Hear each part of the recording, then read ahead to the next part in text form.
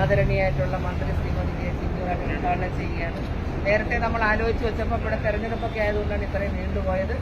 നമ്മളുടെ എല്ലാവരുടെയും അംഗീകാരത്തോടും അനുഭവത്തോടും കൂടി നമ്മുടെ നാട് മുറിച്ച് ഈ കെട്ടിടം ഉദ്ഘാടനം ചെയ്യുന്നതിന് വേണ്ടി ബഹുമാനിയായിട്ടുള്ള മന്ത്രി എത്തുന്നു. അതിനുശേഷം കേരളോത്സവത്തിന്റെ പഞ്ചായത്തിന്റെ 2022-23 ഫണ്ട് ഉപയോഗിച്ച് നിർമ്മിച്ച KSRTC ബസ് സ്റ്റേഷനിൽ വലിയ സൗകര്യമുള്ള കെട്ടിടം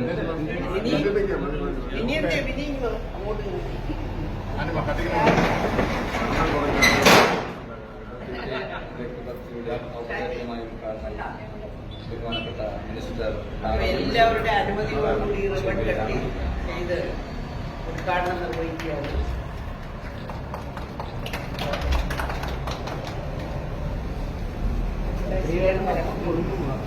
ബ്ലോക്ക് പഞ്ചായത്തിന്റെ ഫണ്ട് ഇതിനകത്ത് നല്ല പടം വരച്ചിരിക്കുന്നു. ഇവിടെ ഫോട്ടോ ഒക്കെ വേണമെങ്കിൽ എല്ലാ ക്യാമറമാരും ഒരു ഫോട്ടോ ഒക്കെ എടുക്കാം.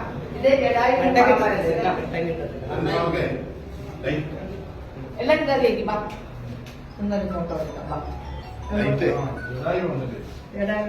പ്രസിഡന്റ് ദിനേശാവേ ചടയപ്പുങ്കലത്തിന് ദിനേശ് ക്രോസാവും കിട്ടത്തില്ല. എല്ലാരെയും കിട്ടണേ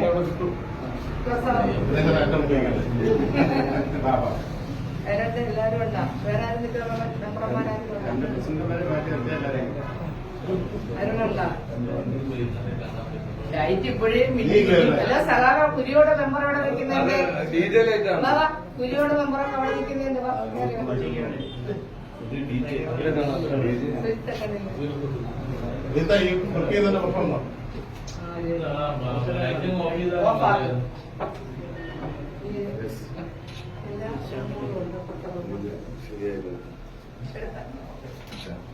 കിട്ടിയല്ലോ. ഈ കത്രി ആരുടെയാന്ന് പറഞ്ഞു. കത്രി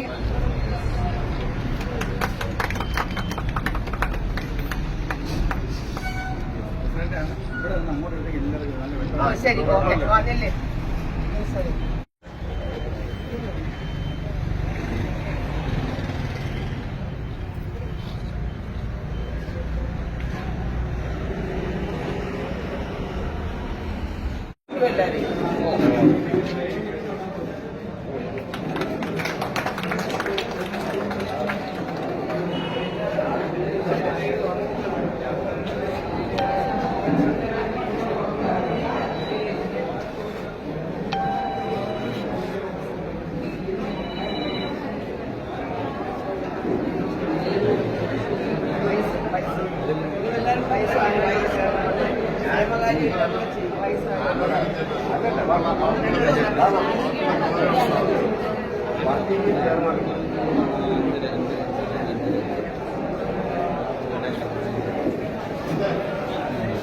സൂചിപ്പിച്ചിരുന്നു. നമുക്കറിയാം ഇന്ന് AK ബ്രേക്ക് ബ്ലോക്ക് പഞ്ചായത്തിന്റെ നേതൃത്വത്തിൽ ഇന്ന് നമ്മുടെ ചടയമംഗലം KSRTC ബസ് സ്റ്റാൻഡിൽ സ്ഥാപിതമാണ്.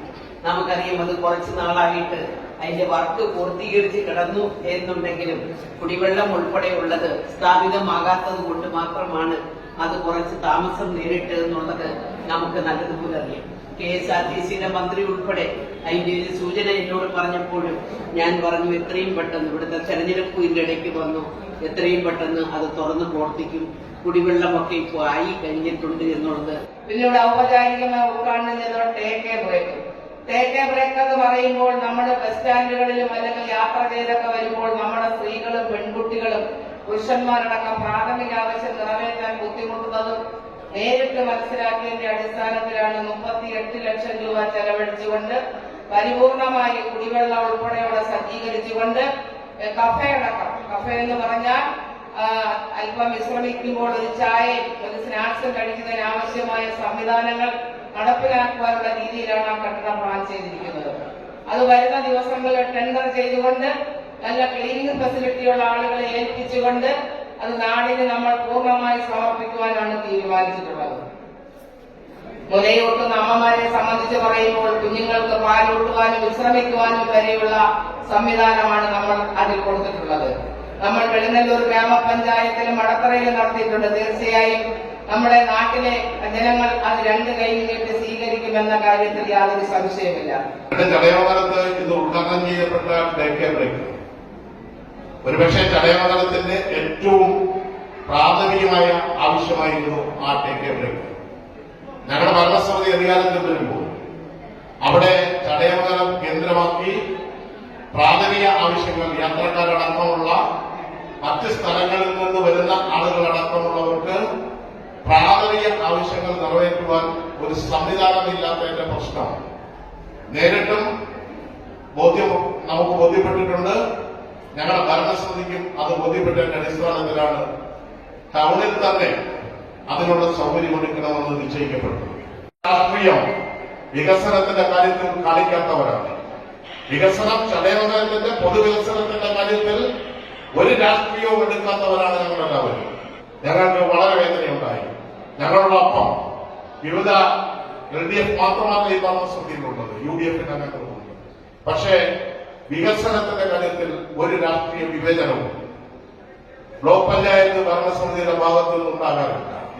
എന്നാൽ ചടയമംഗലത്തിന്റെ ഒരു പൊതുവികസനത്തെ രാഷ്ട്രീയമായി താറടിച്ച് കാണിക്കുവാനുള്ള ശ്രമം അത് നമ്മുടെ വികസന പ്രവർത്തനങ്ങൾക്ക് എപ്പോഴും തടസ്സം മാത്രമേ ആകൂ എന്ന തിരിച്ചറിവ് കൂടി അത് തുനിഞ്ഞിറങ്ങി ഉണ്ടാകണം എന്ന് മാത്രമാണ് എനിക്ക് സൂചിപ്പിക്കാനുള്ളത്.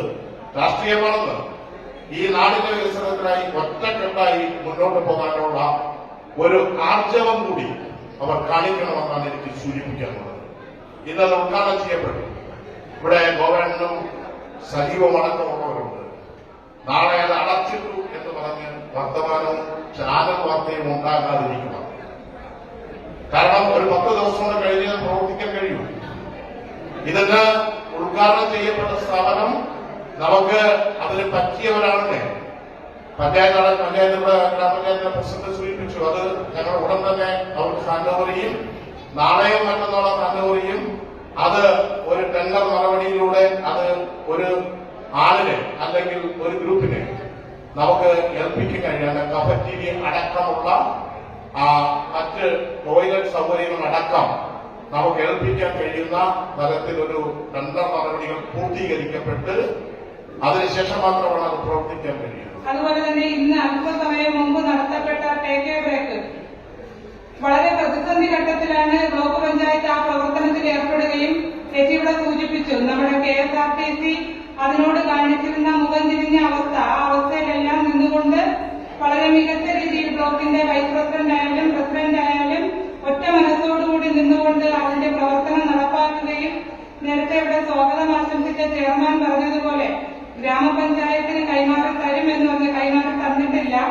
കൈമാറി തരുമ്പോൾ അതിന്റെ ഉത്തരവാദിത്വം അടക്കം ഏറ്റെടുത്തുകൊണ്ട് ബ്ലോക്ക് പഞ്ചായത്തിന്റെ സഹായത്തോടുകൂടി വളരെ മികച്ച രീതിയിൽ ആ ടേക്ക് ബ്രേക്കിന്റെ പ്രവർത്തനം നമുക്ക് കൊണ്ടുപോകാൻ സാധിക്കും. നമ്മുടെ ടേക്ക് ബ്രേക്ക് എന്ന് പറഞ്ഞ പരിപാടി ഇവിടെ നടത്തിപ്പ് ചുമതല ഇനി പഞ്ചായത്തിനാണ് എന്ന് പറഞ്ഞു. അതുകൊണ്ട് തന്നെ എന്റെ വാർഡിലാണ് പോകുമ്പോൾ ഞാനിപ്പോ ഇന്ന് സത്യപ്രതിജ്ഞ ചെയ്തതേ ഉള്ളൂ. അതുകൊണ്ട് തന്നെ കൂടുതൽ സാങ്കേതിക വശങ്ങളെ കുറിച്ചൊന്നും എനിക്ക് വലിയ തിട്ടമില്ല. സാങ്കേതികമായിട്ട് പ്രത്യേകിച്ച് പ്രശ്നങ്ങളൊന്നും ഇല്ല എന്നുണ്ടെങ്കിൽ എനിക്ക് പഞ്ചായത്ത് പ്രസിഡന്റിനോടൊരു അപേക്ഷയാണുള്ളത്. അതിന്റെ നടത്തിപ്പ്, അതായത് അതിന്റെ ക്ലീനിങ്, കഫേ ഒക്കെ ഇനി നടത്തുന്നുണ്ടെന്ന് പറഞ്ഞു. തീർച്ചയായും അത് പൂങ്കോട് വാർഡിൽ തന്നെ നിലനിൽക്കുന്ന ഒരു സ്ഥാപനം എന്ന നിലയിൽ പൂങ്കോട് വാർഡിലെ കുടുംബശ്രീ അംഗങ്ങൾക്ക് അതിന് അർഹരായവരാരെങ്കിലും ഉണ്ടെങ്കിൽ പൂങ്കോട് വാർഡിലെ കുടുംബശ്രീക്ക് അതിന്റെ നടത്തിപ്പ്, ക്ലീനിങ് ചുമതല നൽകണം എന്ന് എനിക്കൊരു അപേക്ഷയാണ്. ഞാനിപ്പോ പ്രസിഡന്റിനോട് അതിന്റെ സാങ്കേതിക വശങ്ങളെ കുറിച്ച് എനിക്കറിഞ്ഞില്ല. അതിനകത്ത് പ്രത്യേക അപാകതകളൊന്നും ഇല്ല എന്നുണ്ടെങ്കിൽ അങ്ങനെ ഒരു തീരുമാനം എടുക്കുന്നതിന് ഒരു അപേക്ഷ കൂടിയായിട്ടാണ് ഞാനിപ്പോ നിൽക്കുന്നത്. ഞാൻ കൂടുതലായിട്ടൊന്നും സംസാരിക്കുന്നില്ല. വിജയിച്ചവർക്കും പങ്കെടുത്തവർക്കും എല്ലാവർക്കും അഭിവാദ്യങ്ങൾ അർപ്പിച്ചുകൊണ്ട് നമസ്കാരം.